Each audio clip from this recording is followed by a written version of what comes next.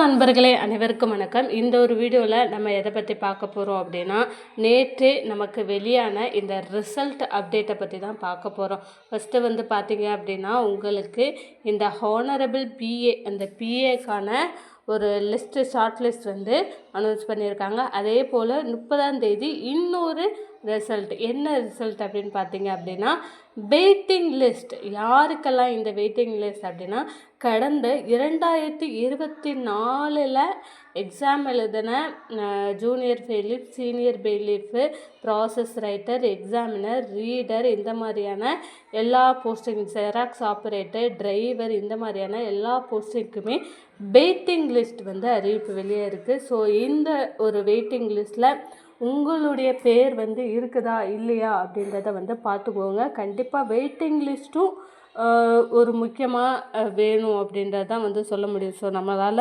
செலக்டே ஆக முடியலை அப்படின்றதுக்கு நம்ம ஆல்மோஸ்ட் வெயிட்டிங் லிஸ்ட்டான வந்திருக்கோம் அப்படின்ற மாதிரி. ஏன்னா நிறைய பேர் அதில் வந்து போஸ்டிங்ஸ் போயிட்டாங்க.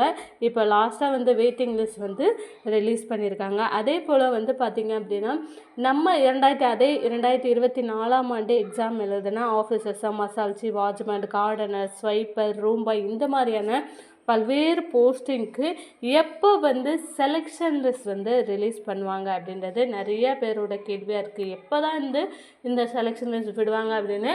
ஸோ மே மாதம் ஹைகோர்ட் வந்து லீவ் விட்டுட்டாங்க. லாஸ்ட்டாக 2 அப்டேட் மட்டும் கொடுத்துட்டு லீவு விட்டுட்டாங்க. இனிமேல் வந்து பார்த்திங்க அப்படின்னா ஜூன் தான்.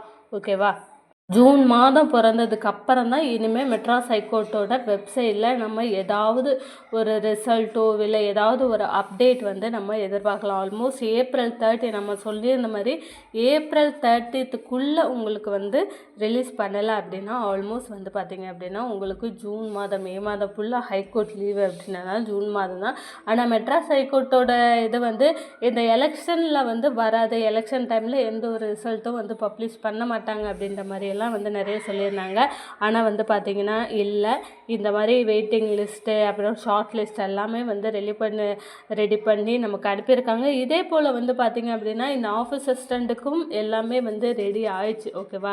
அதே மாதிரி யார் செலக்டட், இந்த selection list, waiting list, result எல்லாமே வந்து ரெடியாக தான் வந்து இருக்கும்.